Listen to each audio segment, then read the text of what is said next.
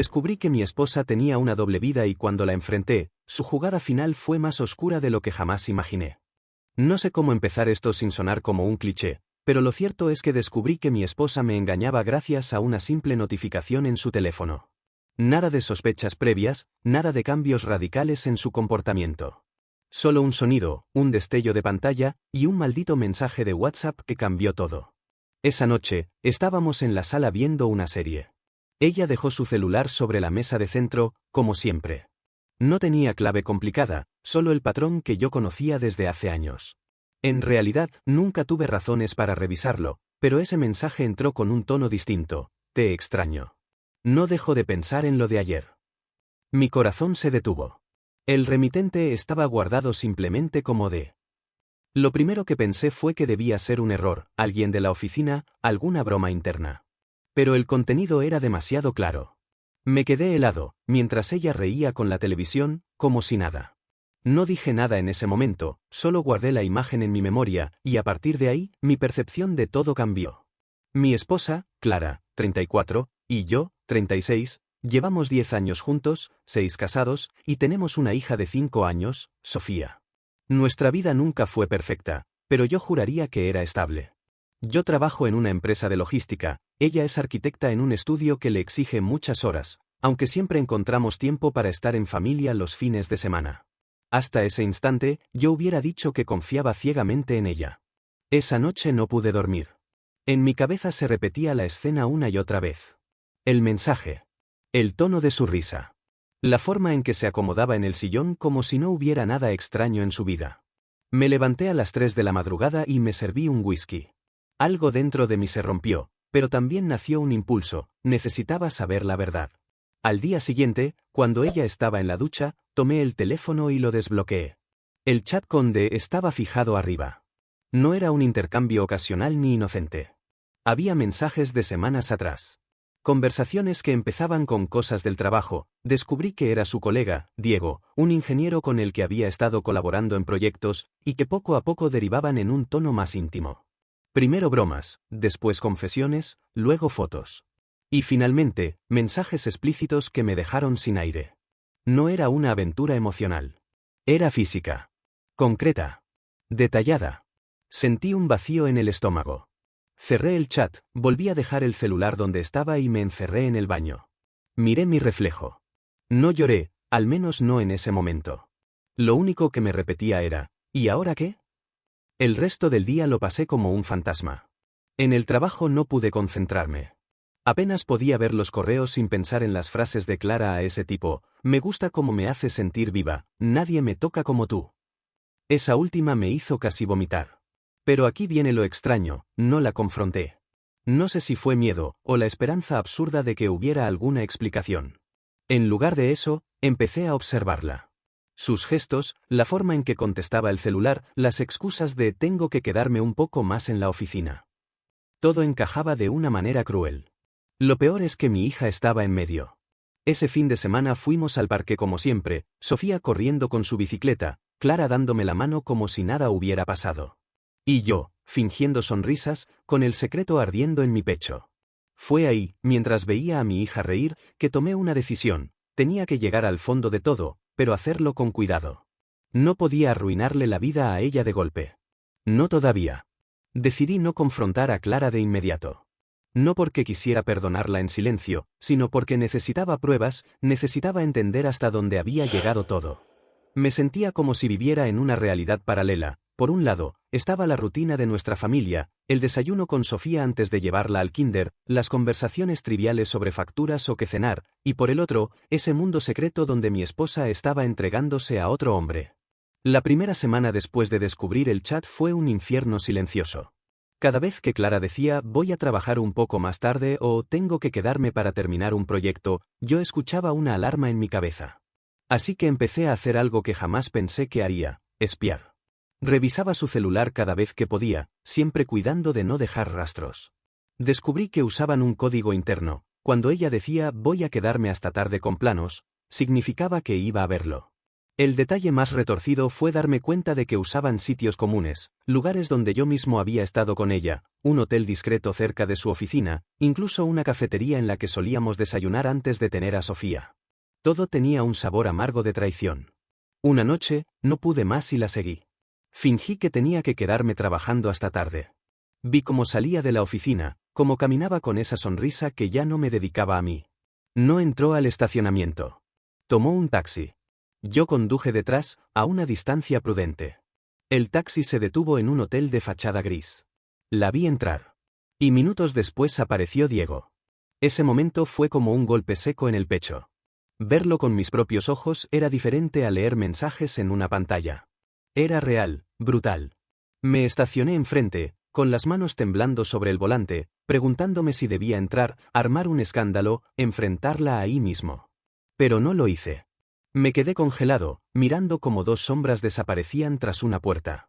Esa noche volví a casa antes que ella. Cuando entró, pasada la medianoche, fingí estar dormido. Escuché cómo dejaba sus zapatos con cuidado, cómo se metía en la cama y me daba la espalda.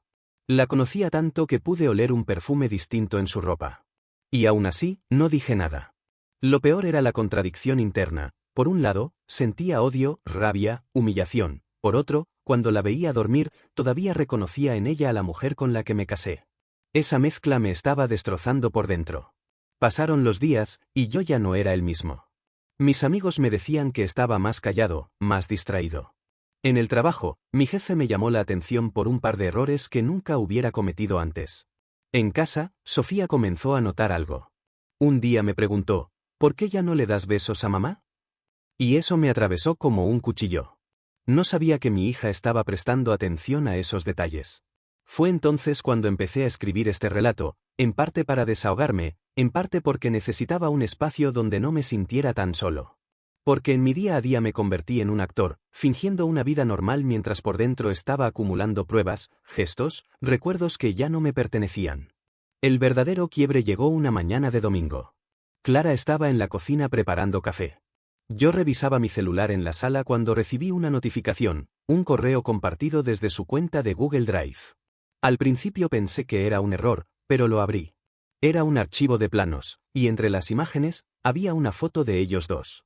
No era explícita, pero bastaba, su cara apoyada en el hombro de Diego, ambos riendo, en un lugar que no era la oficina. Me quedé helado.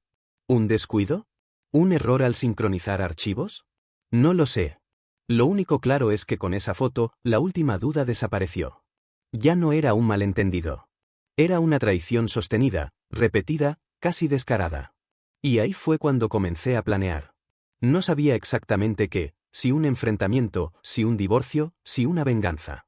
Pero la certeza era una, la vida como la conocía se había terminado. Después de esa foto en el archivo compartido, algo en mí cambió. Dejé de ser el espectador silencioso. No le dije nada directo a Clara, pero empecé a soltar comentarios envenenados, preguntas disfrazadas de inocencia, pruebas indirectas para ver cómo reaccionaba. Y créanme, las reacciones fueron reveladoras. Una noche, durante la cena, le pregunté sin rodeos. ¿Y cómo va tu relación con Diego en el trabajo? Ella se tensó. Apenas perceptible, pero lo noté. Me respondió con calma fingida. Bien, normal, como siempre. ¿Por qué preguntas? Le sonreí. Nada, curiosidad. Me dijiste que estaban trabajando mucho juntos. Esa curiosidad la dejó incómoda. Se llevó la copa de vino a los labios demasiado rápido, como si necesitara un escape. Ese fue el inicio de un juego de ajedrez silencioso en nuestra casa. Yo dejaba caer pequeñas frases que insinuaban que sabía más de lo que aparentaba. Ella empezaba a ponerse más cuidadosa, más defensiva. Y Sofía, pobre, atrapada en medio, preguntando por qué ya no veíamos películas juntos en el sofá o por qué mamá y papá hablaban como enojados incluso cuando no estaban gritando. La tensión escaló un día de semana. Clara llegó tarde y yo la estaba esperando en la sala. Cuando entró, dije con voz neutra. ¿Se te hizo tarde en el proyecto? Ella me miró, con esa mezcla de fastidio y miedo. Sí, ¿por qué lo dices con ese tono? Porque ya es la tercera vez esta semana. Y el proyecto debe estar quedando perfecto con tantas horas extras. Se cruzó de brazos, a la defensiva. ¿Me estás acusando de algo? Y yo, con la rabia contenida, solo dije. No. Solo estoy observando. Ese observando quedó flotando en el aire como un veneno. Ella se fue a la habitación sin responder, y esa noche dormimos como dos extraños, cada uno en su orilla de la cama. Pero lo que realmente me rompió fue algo más pequeño, más íntimo. Un sábado por la mañana, mientras Clara se arreglaba frente al espejo para ir a una reunión rápida en la oficina, Sofía la miró y dijo: «Mami, ¿por qué te pones tan bonita si solo vas a trabajar?». Clara sonrió y la besó. Yo, en cambio, sentí un nudo en el estómago. Esa inocencia de mi hija, ese comentario que para mí confirmaba lo obvio, no se estaba vistiendo para un plano ni para un cliente. Se estaba vistiendo para él. Yo seguía acumulando todo en silencio, pero mi mente ya estaba en modo de guerra. Una noche revisé el chat y encontré algo que me heló. Clara le había escrito a Diego: «Él está empezando a sospechar. Tenemos que ser más cuidadosos». Era oficial. No eran solo mis imaginaciones paranoicas. Ella sabía que yo estaba notando algo. Y, aún así, seguía. En ese momento supe que la confrontación era inevitable. No podía seguir jugando al detective para siempre. Pero, ¿cómo hacerlo? ¿Con gritos, con pruebas sobre la mesa, con frialdad calculada? Me debatía entre querer destruirla con la verdad y querer salvar lo poco que quedaba de nuestra familia. Lo que no esperaba era que fuera ella quien diera el primer paso hacia ese choque frontal. Un jueves cualquiera, mientras yo recogía a Sofía de la escuela, Clara me llamó al celular. Su voz sonaba distinta, tensa. «Tenemos que hablar esta noche». Y esas 4 palabras me dejaron helado. Esa noche llegué a casa con un nudo en el estómago. Clara estaba en la sala, con las luces bajas y una copa de vino medio vacía en la mano. Sofía ya estaba dormida. El ambiente era denso, como si ambos supiéramos que algo estaba a punto de estallar. Me senté frente a ella, sin decir nada. Fue Clara quien habló primero. «Sé que has estado raro conmigo». Callado, distante. «¿Qué pasa?». Su tono era firme, pero sus ojos no. En su mirada había miedo. Respiré hondo y le solté la primera estocada, sin rodeos. «¿Desde cuándo me engañas con Diego?». El silencio que siguió fue brutal. Vi cómo sus labios temblaban, como intentaba buscar una respuesta rápida, pero nada salió. Se quedó con los ojos clavados en la copa, y esa reacción fue todo lo que necesité. No hizo falta que me lo confirmara. «Lo sé todo, Clara», continué, con la voz más serena de lo que esperaba. «Los mensajes, las fotos, las horas extras. No tienes idea de lo que duele ver cómo me mientes en la cara cada día». Ella al fin habló, con voz quebrada. «No, no es lo que piensas». Esa frase me encendió. Golpeé la mesa con la palma. «No me vengas con eso. Tengo pruebas». Lo vi con mis propios ojos. Ahí se derrumbó. Se cubrió la cara con las manos y empezó a llorar. Yo nunca había visto a Clara así, no la mujer fuerte y orgullosa de siempre, sino alguien rota, atrapada. Entre sollozos murmuró: «No quería que pasara, pero pasó. Y no supe cómo detenerlo». Me quedé helado. No supe si gritar o abrazarla. La rabia y la tristeza me jalaban en direcciones opuestas. «¿Lo amas?», pregunté, casi en un susurro. Ella levantó la mirada, con los ojos rojos. Dudó demasiado antes de responder. Esa duda fue peor que cualquier palabra. Finalmente, dijo: «No sé». Ese «no sé» me perforó el pecho. Porque significaba que, al menos, lo había considerado. El resto de la conversación fue un torbellino. Clara me habló de cómo empezó todo, largas noches de trabajo, complicidad con Diego, charlas que se volvieron confidencias, y luego un cruce de límites del que nunca volvieron atrás. Decía que conmigo se sentía desconectada, que la rutina nos había consumido, que ya no era la misma mujer de antes. Y aunque todo eso podía ser cierto, nada justificaba el hecho de que me hubiera traicionado en lugar de hablar conmigo. Yo, con la voz cargada de veneno, le dije: «¿Y pensaste en Sofía? ¿Pensaste en lo que esto le haría a nuestra hija si se enterara?». Ella bajó la cabeza, derrotada. «No. No pensé». Esa respuesta me destrozó más que todo lo demás. Porque confirmaba que no solo me había fallado a mí, sino también a nuestra hija. La discusión terminó en un silencio pesado. Yo dormí en el sofá esa noche, mirando el techo, preguntándome en qué momento se nos había escapado la vida de las manos. Pero lo más extraño fue lo que ocurrió al día siguiente. Clara se mostró distinta. Más atenta conmigo, más cariñosa con Sofía. Como si de pronto quisiera borrar todo lo que había pasado con gestos dulces y sonrisas forzadas. Y eso me confundió todavía más. ¿Era culpa? ¿Era miedo a perderlo todo? ¿O simplemente estaba actuando para ganar tiempo con él mientras yo procesaba el golpe? Una cosa estaba clara, esa confrontación no cerró nada. Al contrario, abrió un abismo entre nosotros. Y lo peor era que ahora yo sabía que ella estaba en modo de supervivencia, capaz de cualquier cosa para mantener su doble vida en pie. Fue entonces cuando empecé a pensar en mi propio plan. No solo para descubrir hasta dónde llegaba su mentira, sino para decidir qué hacer con todo lo que sabía. Después de la confrontación, mi mente dejó de estar en piloto automático. La rabia se había transformado en una especie de energía calculadora. No iba a seguir siendo la víctima pasiva de esta historia. Si Clara había jugado a dos bandos, yo también podía jugar el mío. Lo primero fue hablar con un abogado, en secreto.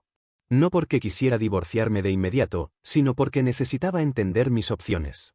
El abogado me explicó con frialdad lo que yo no quería escuchar, que en caso de separación, lo más delicado sería la custodia de Sofía, y que cualquier movimiento impulsivo podía volverse en mi contra. Tenía que ser inteligente, reunir pruebas sólidas, y cuidar mi imagen como padre responsable. Eso me dio un objetivo: obtener pruebas incontestables de la infidelidad. Los mensajes eran fuertes, sí, pero podían borrarse. Las fotos, manipuladas. Necesitaba algo más. Fue así como decidí contratar a un investigador privado. Me sentí sucio haciéndolo, pero a la vez una extraña paz me recorrió el cuerpo cuando entregué el adelanto en efectivo. Era como si al fin estuviera recuperando el control. El investigador, un hombre de unos 50 años llamado Méndez, fue directo. Si hay algo que ver, lo veré. Pero prepárese, porque las verdades nunca son bonitas. Y cumplió su palabra. Apenas una semana después, me entregó un sobre con fotos impresas. Clara y Diego entrando juntos al mismo hotel donde yo los había visto. Clara sonriendo, tomando su mano.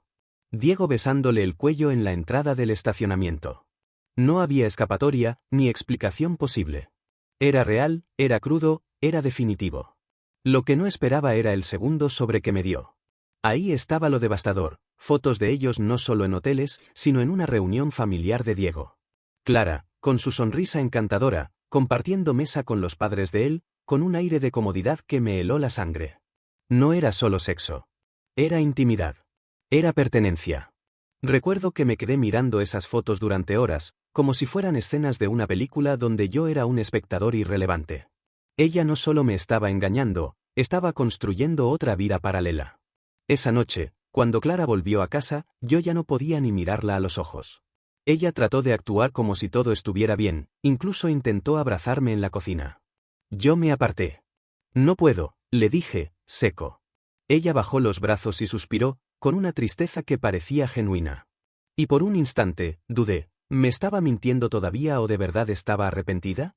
Pero lo peor vino un par de días después, cuando revisé su celular de nuevo. En el chat con Diego había un mensaje que me dejó en shock.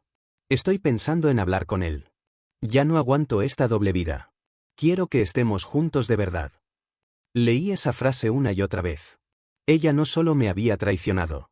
Estaba considerando dejarme. Destruir nuestra familia, arrebatarme a Sofía y empezar de cero con él. Esa fue la primera vez que sentí miedo real. No miedo a perderla a ella, sino a perder a mi hija. Porque si Clara se decidía a dar ese paso, la batalla sería brutal. Así que mi plan cambió. Ya no se trataba de descubrir la verdad, esa ya la tenía. Ahora se trataba de proteger lo que más me importaba. Y para eso, tendría que jugar más sucio de lo que nunca pensé.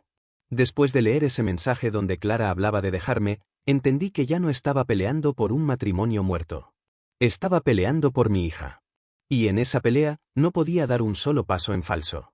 Empecé a documentar todo. Guardé copias de los mensajes, capturas de pantalla, las fotos del investigador, incluso conversaciones grabadas donde Clara caía en contradicciones. Me sentía como un espía en mi propia casa, pero era la única manera de blindarme para el día en que todo estallara. Al mismo tiempo, empecé a cambiar mi actitud con Clara. En lugar de enfrentarla con rabia, empecé a mostrarme más frío, pero también más organizado. Pasaba más tiempo con Sofía, me encargaba de su rutina, de llevarla a la escuela, de recogerla, de ayudarla con sus dibujos. Quería que ella me viera como el pilar estable de la casa, y que, llegado el momento, no hubiera duda sobre quién era el mejor cuidador. Clara, en cambio, parecía desmoronarse. No sé si era la culpa, la presión de su doble vida, o el hecho de que ya sospechaba que yo tenía algo preparado. Me buscaba con más insistencia, trataba de besarme, de hablarme de tonterías del trabajo. Pero cada vez que la veía, yo solo recordaba esas fotos con la familia de Diego. La tensión explotó un sábado por la noche. Sofía estaba en casa de mis padres, y Clara y yo estábamos solos. Ella me miró fijo y soltó lo que venía guardando. No podemos seguir así. Esta relación está muerta. Su voz era firme, pero sus manos temblaban. Yo la observé en silencio, y luego, con toda la calma que pude reunir, le dije: ¿Y Diego qué opina de eso? La vi palidecer. Fue como si hubiera recibido un balde de agua helada. ¿De qué hablas? Intentó fingir. Yo saqué el sobre con las fotos y lo dejé sobre la mesa. No necesitaba decir nada más.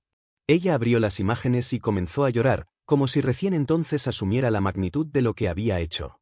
No era así, no iba a dejarte de verdad, yo estaba confundida, balbuceaba entre lágrimas. La miré con un desprecio que ni yo sabía que podía sentir. Dejaste de estar confundida el día que llevaste a ese tipo con su familia mientras tu hija se quedaba preguntando dónde estaba su mamá. Ella intentó acercarse a mí, pero me aparté. En ese momento vi algo en sus ojos que me dio miedo, no era amor ni arrepentimiento, era pánico. El tipo de pánico que tienen las personas cuando sienten que están a punto de perderlo todo. Esa noche, dormimos en silencio absoluto. Pero yo ya sabía lo que tenía que hacer. Preparé todo para hablar con mi abogado y comenzar el proceso de separación.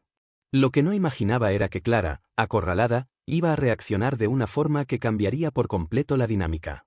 3 días después, recibí una llamada del kinder de Sofía. La maestra quería hablar conmigo. Al llegar, me contó algo que me heló. Clara había llegado esa mañana alterada, discutiendo con otra persona por teléfono, y Sofía había presenciado todo, asustada, hasta romper en llanto. Esa fue la primera vez que vi las consecuencias directas de la infidelidad de Clara en la vida de nuestra hija.